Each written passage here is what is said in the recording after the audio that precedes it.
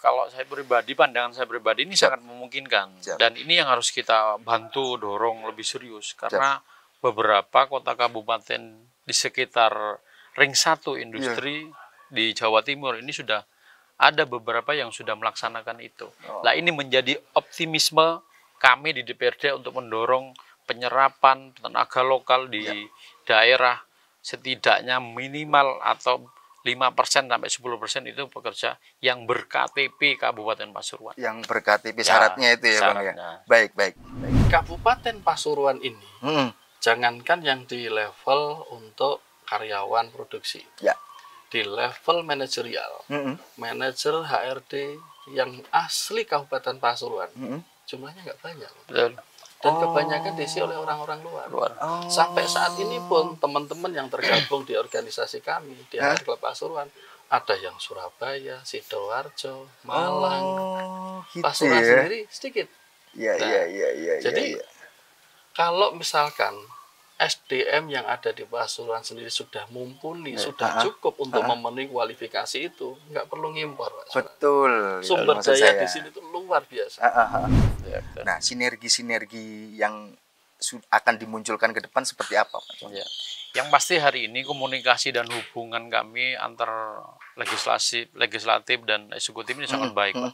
Dan kami juga ada beberapa ruang diskusi untuk melakukan hal-hal terkait dengan salah satunya mendorong adanya perda ini, dan insya Allah dari diskusi ini kita dapat menyimpulkan beberapa saran serta masukan ini yang nanti akan menyempurnakan diskusi kami dalam rangka kami di DPRD akan mendorong perda penyerapan tenaga kerja lokal ini.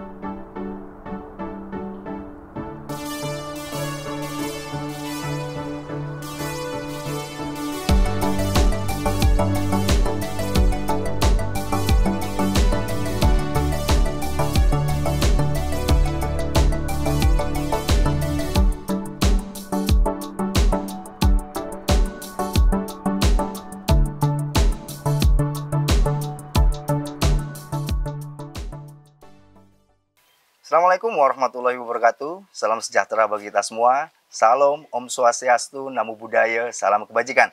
Jumpa lagi bersama saya, Randy Nukoramanda, di program Gebrakan Wakil Rakyat Jawara, Jagongan Wakil Rakyat DPRD Kabupaten Pasuruan. Bertempat di Cafe Tuan Muda Kabupaten Pasuruan, saya akan membahas mengenai sebuah ironi yang terjadi di Kabupaten Pasuruan. Seperti kita ketahui, Kabupaten Pasuruan adalah pusat industri dan banyak ribuan industri yang tersedia di kabupaten ini. Namun sayangnya, hanya sedikit tenaga kerja lokal yang terserap. Sudah bersama saya saat ini ada Wakil Ketua DPRD Kabupaten Pasuruan, Bapak Muhammad Saini, dan Ketua HR Klub Kabupaten Pasuruan, Bapak Wahyu Budi Priyanto. Langsung saja kita sapa keduanya. Selamat siang, Pak. Selamat siang, Pak Wahyu. Pak, langsung saja ke Pak Zaini mungkin. Mengenai ironi ini, bagaimana sih DPRD Kabupaten Pasuruan melihatnya, Pak? Yang pasti terima kasih atas pertanyaannya dan diskusi pada Jawara hari ini, yaitu Jagongan Wakil Rakyat, yang hari ini dengan mengangkat tema bagaimana peluang tenaga kerja muda Pasuruan. Nah, dinamika yang ada hari ini di tengah-tengah perkembangan industri, khususnya industri di Kabupaten Pasuruan dalam rangka menyerap tenaga kerja, khususnya yang tenaga kerja yang muda. Ini menjadi PR besar tentunya bagi kami di DPRD Kabupaten Pasuruan beserta pemerintah daerah. Bagaimana juga ke depan, bagaimana menyusun terkait dengan aturan-aturan yang ada di Kabupaten Pasuruan, sehingga nanti bisa membantu dalam rangka penyerapan tenaga kerja lokal. Ini yang menjadi PR kami ke depan, Pak. Makanya hari ini, diskusi hari ini dalam rangka mencari solusi bersama beserta stakeholder yang hari ini hadir, Ketua HRD langsung dalam rangka itu. Ini menjadi PR kami bersama, Pak, dalam rangka menyerap tenaga lokal muda Kabupaten Pasuruan. Dengan harapan ke depan, angka-angka pengangguran di Kabupaten Pasuruan ini lebih kita tekan, sehingga nanti perekonomian khususnya di Kabupaten Pasuruan bisa lebih baik. Itu yang menjadi harapan kami ke depan. Siap. Tentunya pihak legislatif sudah punya catatan-catatan itu dan akan diwujudkan. Nah, mungkin peran dan dukungan nyata DPRD dalam mendorong peningkatan kualitas angkatan muda ini seperti apa?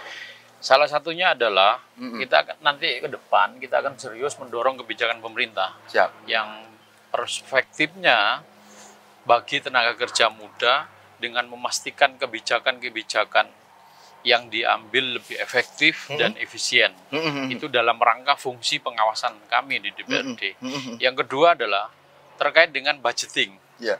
Politik anggaran kami, Pak. Setidaknya kami nanti akan juga fokus kepada tidak hanya memberikan pelatihan, workshop yang sesuai dengan kebutuhan di lapangan. Link and match-nya dapat.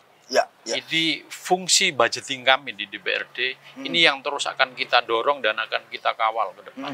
Yang selanjutnya adalah sesuai fungsi kami di fungsi legislasi, Bapak-bapak, terkait dengan penyusunan perda yang orientasinya adalah pada peningkatan kualitas angkatan kerja muda yang ini menjadi tantangan dan PR terbesar di Kabupaten Pasuruan. Ini menjadi fungsi legislasi kami yang melekat ini nanti, dan juga akan kita dorong bagaimana perda ini muncul. Sekaligus yang keempat adalah bekerja sama dengan seluruh stakeholder, baik itu pemerintah, dinas terkait, dan juga perusahaan, lembaga swadaya masyarakat, dan juga dalam rangka meningkatkan kualitas angkatan kerja muda di Kabupaten Pasuruan. Itu yang menjadi peran dan fungsi kami ke depan, Pak. Baik. Kalau bicara antara legislasi tentu nggak bisa diindahkan adanya eksekutif. Nah, sinergi-sinergi yang akan dimunculkan ke depan seperti apa, Pak? Yang pasti hari ini komunikasi dan hubungan kami antar legislatif dan eksekutif ini sangat baik, Pak. Dan kami juga ada beberapa ruang diskusi untuk melakukan hal-hal terkait dengan salah satunya mendorong adanya perda ini. Dan insya Allah dari diskusi ini kita dapat menyimpulkan beberapa saran serta masukan ini yang nanti akan menyempurnakan diskusi kami dalam rangka kami di DPRD akan mendorong perda penyerapan tenaga kerja lokal ini. Baik, Pak Zaini kan sebagai perwakilan fraksi PDIP di Kabupaten Pasuruan. Nah, mungkin menurut Bang Zaini pribadi, apa sih tantangan terbesar para generasi muda di Kabupaten Pasuruan untuk menghadapi dunia kerja yang kompleks ini menurut? Tantangannya yang beberapa kali saya amati secara pribadi, tantangannya adalah kesiapan kita secara SDM. Ini PR kita bersama, bagaimana juga menyiapkan secara soft skill, hard skill, dan juga etos kerja SDM kita nanti yang akan kita bangun dan seriusi bersama dalam rangka menyiapkan tenaga kerja muda sehingga nanti di dunia perusahaan, di dunia tenaga kerja ini sudah siap dan mampu. Itu PR kami, pandangan kami. Baik, kalau melihat bicara tadi soal etos kerja, skill, dan lain sebagainya, berarti perlu ada sebuah sekolah vokasi mungkin. Dan itu link and match-nya gabung sama pelaku usaha. Nah, menurut Bang Zaini seperti apa?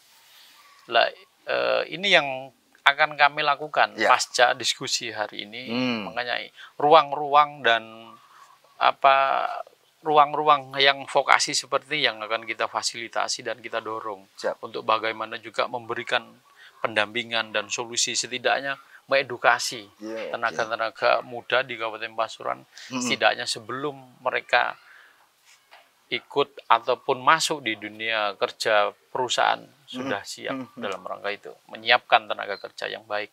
Baik, kalau untuk melihat, kita bicara mengandai-andai ya, mungkin dimungkinkan tidak kemungkinan ada legislasi yang mewajibkan setiap pelaku usaha industri itu benar-benar menyerap tenaga lokal yang baru lulus, misal fresh graduate di Kabupaten Pasuruan.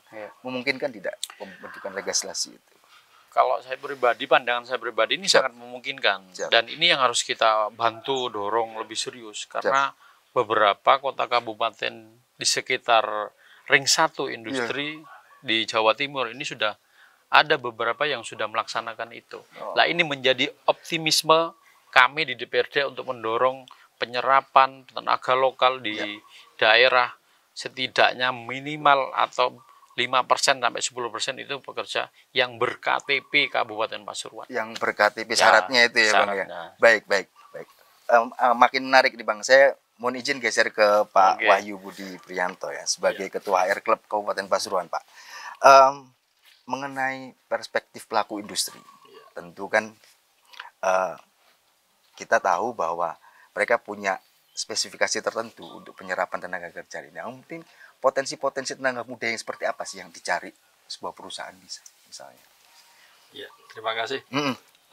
Jadi tidak lebih dan tidak kurang seperti yang disampaikan sama Pak Zaini tadi. Siap. Bahwa pada prinsipnya pemenuhan atas hard skill, soft skill, dan juga etos kerja. Oke. Ya, kalau dengan bahasa simpelnya itu ya etos kerja, ya entos kerja. Entos kerja ya. Bahasa simpelnya begitu.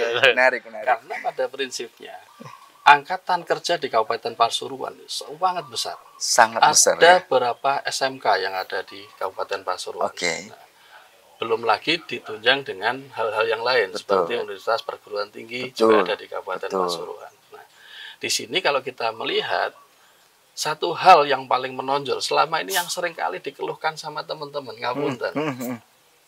Ketika entah itu sebutan dengan warga setempat, warga lokal, penduduk sekitar ataupun akamsi. Iya, akamsi. Betul. Nah, pada saat ketika mereka itu sudah masuk di dunia pekerjaan di sebuah perusahaan, terkadang itu mentalnya yang masih belum siap untuk bersaing. Tantangan utamanya itu ya. Karena merasa saya itu orang sini, kalau ada apa pasti prioritas. Nanti kalau misalkan ada masalah, saya tinggal ke Pak Kasun, ke Pak. Merasa paling warlock paling lokal. Iya. Padahal di sisi yang lain, ketika sudah masuk di dunia industri, kompetensilah nanti yang akan berbicara. Baik. Kedisiplinan kerjanya. Kemudian inovasi, kreativitas ketika dalam pekerjaan, itu nanti akan menjadi penilaian. Nah, masalah-masalah ini adalah masalah klasik sebenarnya. Ya. Kenapa kalau saya melihat di Kabupaten Pasuruan ini, jangankan yang di level untuk karyawan produksi, di level manajerial, manajer HRD yang asli Kabupaten Pasuruan, jumlahnya nggak banyak. Betul. Dan kebanyakan diisi oleh orang-orang luar. Sampai saat ini pun teman-teman yang tergabung di organisasi kami di HR Club Pasuruan, ada yang Surabaya, Sidoarjo, Malang, Pasuruan sendiri sedikit. Iya. Jadi kalau misalkan SDM yang ada di Pasuruan sendiri sudah mumpuni, sudah cukup untuk memenuhi kualifikasi itu, nggak perlu ngimpor. Betul. Sumber daya di sini itu luar biasa, besar sekali. Betul. Cuman yang menjadi masalah utama adalah secara mental itu tadi. Nah, hal ini tentunya tidak bisa hanya sekedar disikapi oleh sepihak saja. Kalau kami selaku pelaku industri curhat ya hanya sekedar curhat. Tindak lanjutnya seperti apa kita nggak tahu. Iya. Ini secara dasarnya. Oke. Kalau menurut Bang Wahyu ya, apakah perlu perusahaan-perusahaan di Pasuruan ini bersinergi dengan sekolah vokasi untuk bisa mendapat spesifikasi yang sesuai dengan yang dicari? Dan apakah itu efektif menurut Bang Wahyu? Kalau menurut saya itu sangat perlu. Karena kalau kita berbicara tentang gap dunia industri dengan dunia pendidikan, itu dari dulu sudah jadi masalah. Oh. Program link and match ini sudah belasan puluhan tahun yang lalu sudah dicanangkan. Baik. Tetapi pelaksanaan sampai sekarang kok nggak match gitu Oh. loh. Masalahnya di situ. Problemnya di mana kira-kira menurut Bang Wahyu, problemnya di mana nih? Kalau saya berpikir gini. Siap. Pertama, ada beberapa apa istilahnya ya, tumpang tindih ya. Tumpang tindih regulasi. Antara Dinas Pendidikan, katakanlah Kementerian Pendidikan, kemudian di perindustrian, itu sudah beda lagi. Istilah pemagangan, kalau dulu di SMK ada PSG, itu kan semuanya sudah masuk ke dalam program vokasi. Nah, coba kalau ini kita satukan menjadi satu pandangan yang sama, kemudian dilaksanakan bersama, saya yakin perusahaan juga akan mendapatkan banyak keuntungan. Karena karyawan yang direkrut itu adalah karyawan yang benar-benar sudah memahami tentang pekerjaan dan siap pakai. Nah, fungsinya dari vokasi kan seperti itu. Nah, kalau selama ini sehebat apapun alumni, entah itu dari SMK, dari kampus ternama, ketika masuk pekerjaan adaptasinya masih lama. Tidak ada yang benar-benar kita bisa langsung pakai, siap pakai besok start seminggu adaptasi selesai, enggak. Bahkan masih harus berbulan-bulan. Nah, ini kan juga menjadikan sebuah pertimbangan bagi kami di pelaku industri. Baik, kalau Bapak melihat tadi kan ada miss di Dinas Pendidikan dan lain sebagainya. Kalau sebagai pelaku usaha, melihatnya lulusan-lulusan SMK di Kabupaten Pasuruan ini seperti apa sih? Kalaupun ada yang perlu ditingkatkan, apa yang perlu ditingkatkan? Kalau lulusan dari SMK yang ada di Pasuruan ini secara garis besar bagus. Secara garis besar bagus. Banyak yang berprestasi bahkan di tingkat internasional ya. SMK di Kabupaten Pasuruan. Cuman ini tadi potensi-potensi yang ada ini harus dipetakan. Kemudian peluang-peluang yang ada di industri juga harus dipetakan. Jangan sampai seseorang dengan keahlian A ternyata harus lari ke bidang B yang memang bukan menjadi keahliannya. Karena nanti kalau tidak sesuai dengan keahliannya akan kelihatan tidak bagus. Ini menjadi tugas bersama kalau menurut saya. Yang pertama, dari dunia pendidikan itu dilakukan pemetaan secara potensi, kemudian dari dunia perindustrian itu juga dilakukan pemetaan secara kebutuhan. Karena setiap perusahaan pasti sudah melakukan perencanaan kebutuhan SDM di tahun yang akan datang. Berapa jumlah karyawan yang pensiun, berapa karyawan yang habis kontrak kerjanya, dan lain sebagainya. Nah, kalau misalkan itu data-data dijadikan satu, kemudian ya istilah link and match itu baru tadi, ketemu itu angkanya itu. Ketemu. Kebutuhan tentang istilahnya kebutuhan tentang operator las yang ada di Kabupaten Pasuruan dari perusahaan ABCD itu sekian. Lah, ini pakai yang model las seperti apa? Nah, itu disesuaikan. Kebutuhan tentang tenaga jahit. Apakah ini jahit konveksi ataukah ini jahit yang lainnya? Nah, itu dibutuhkan berapa? Kemudian kita data itu kita matchkan. Nah, ketika itu terjadi, saya yakin serapan untuk industri hasil dari output yang dilatih di Pasuruan bisa maksimal. Oh, begitu ya Pak ya. Kalau tadi kan sudah ada link and match-nya, data semua sudah terpenuhi. Perlu tidak kemudian mereka nggak mungkin langsung masuk, magang dulu deh untuk bisa memenuhi, belajar dulu, mengetahui las yang apa yang perlu nggak itu Pak dilakukan? Menurut saya juga perlu. Karena itu juga akan menjadi sebuah nilai plus bagi kedua belah pihak. Baik. Yang pertama, bagi perusahaan, ketika karyawan atau calon karyawan tersebut melakukan pemagangan lebih dulu, proses adaptasinya itu dilakukan pada saat pemagangan. Sehingga ketika ditarik menjadi karyawan, itu sudah siap pakai. Terus yang kedua, keuntungan dari para pemagang atau para calon tenaga kerja ketika melakukan pemagangan itu masih banyak sekali toleransi. Jadi dia sambil belajar, sambil istilahnya belajar sambil kerja. Dengan suasana yang seolah-olah memang sudah bekerja beneran, tetapi dalam konteks belajar. Itu nanti akan ada penyesuaian-penyesuaian sehingga pada saat yang titik temu itu tadi, semuanya akan berjalan dengan mulus. Oh gitu. Baik, sebagai ketua klub HR, perlu nggak atau ada wujud konkret nggak dari Pak Wahyu ke pelaku usaha supaya benar-benar merekrut tenaga lokal dan sesuai spesifikasi? Perlu nggak itu Bang? Kalau bagi kami itu juga perlu. Karena kalau kita menciptakan sebuah program itu tidak boleh setengah jalan. Artinya kalau kita pakai program, anggaplah program TIUan, mulai dari pemetaan, pelatihan, sekaligus harus dengan penempatan. Sehingga kalau upaya-upaya yang kita lakukan oleh anggota HR Club ya, perusahaan-perusahaan anggota HR Club ini kita sudah terjun ke lapangan. Kita sudah bekerja sama dengan SMK yang ada di wilayah Kabupaten Pasuruan. Entah itu sebagai pemateri, entah sebagai tempat pemagangan dan lain sebagainya. Untuk pelatihan dan sebagainya kita siap. Artinya sebenarnya ini kita hanya membutuhkan dukungan yang konkret dari berbagai pihak. Agar program yang sudah dijalankan ini itu bisa dilakukan secara jamak dan dipayungi oleh hukum. Legal ya. Artinya ada perlu dorongan dari pihak legislatif tentunya untuk membuat payung hukum.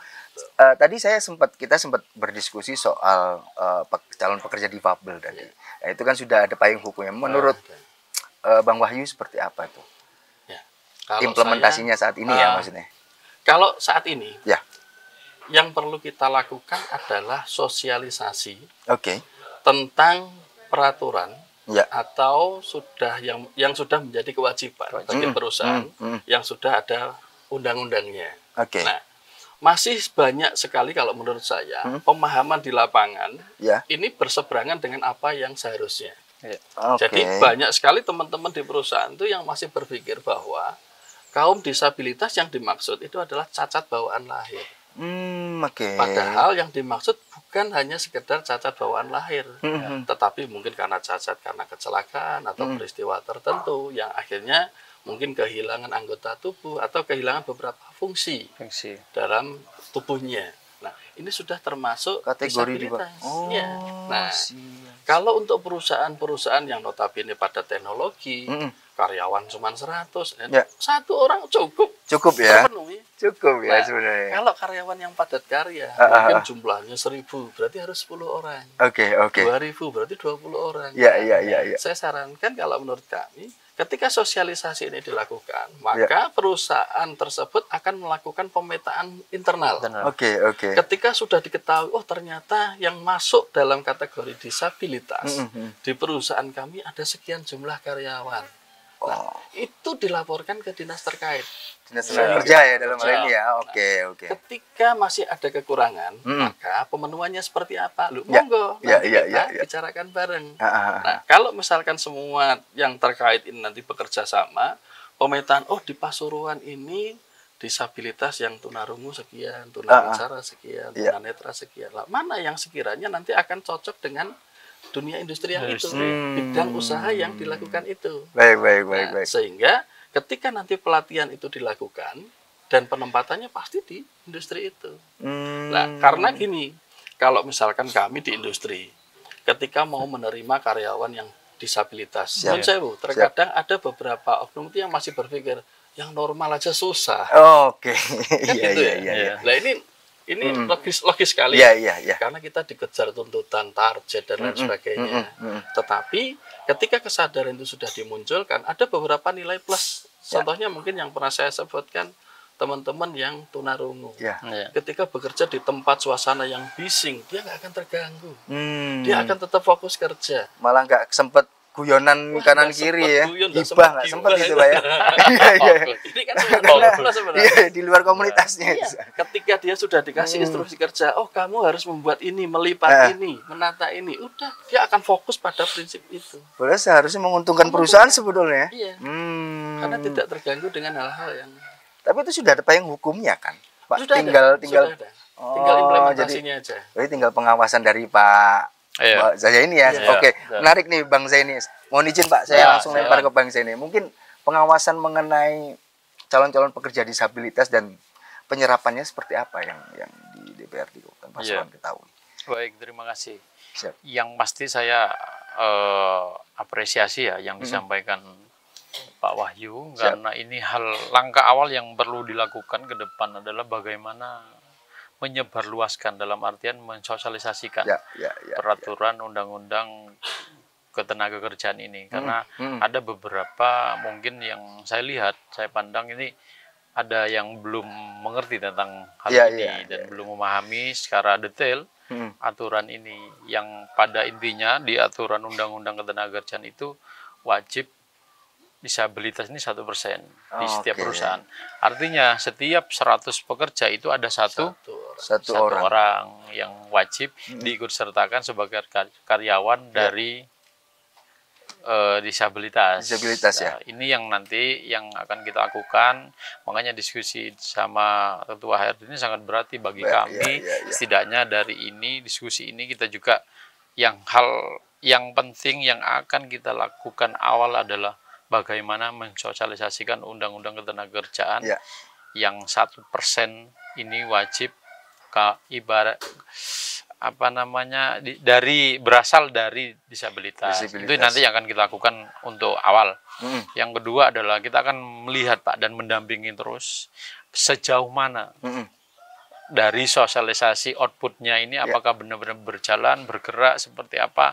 Ini yang akan kita dampingi selalu agar undang-undang ini juga berjalan di lingkungan industri, khususnya itu. Nah, kalau tadi kan sudah disabilitas, sudah ada payung hukumnya. Mungkin kan juga tenaga lokal itu dibikinkan payung hukum seperti itu juga. Maksudnya pelaku usaha juga punya persentase harus merekrut sekian. Gitu.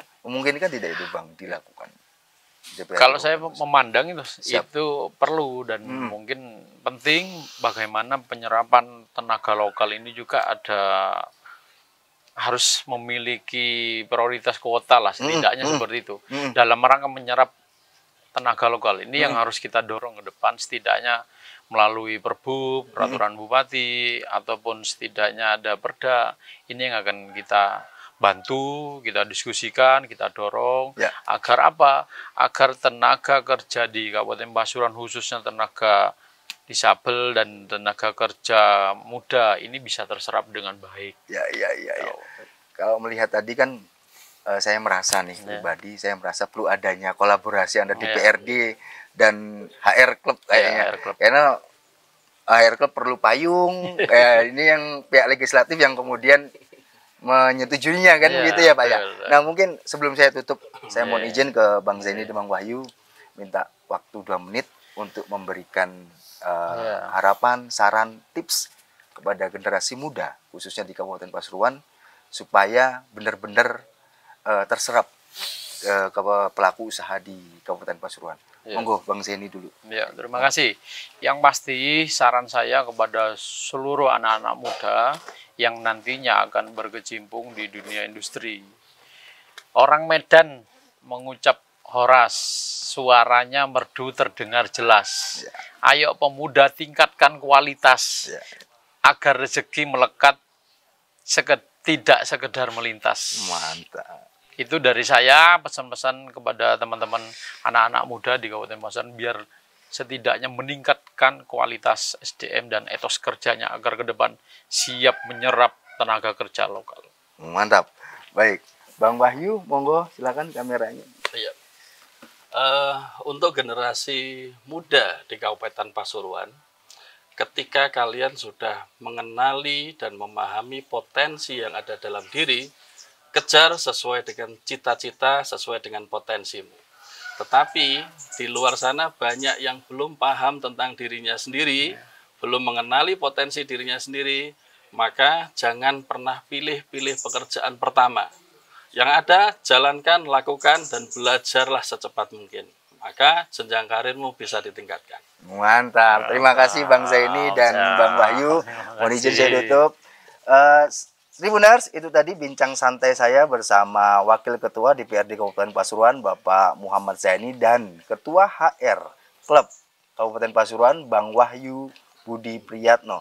Semoga bisa diambil pesan dan manfaatnya. Saya Randy Kuramanda, pamit. Assalamualaikum warahmatullahi wabarakatuh. Waalaikumsalam warahmatullahi wabarakatuh.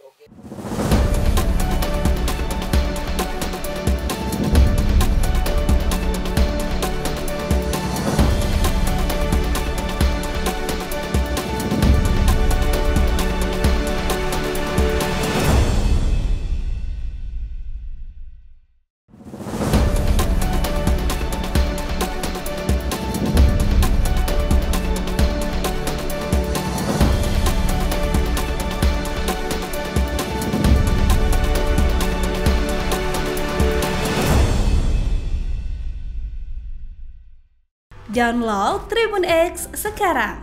Menghadirkan lokal menjadi Indonesia.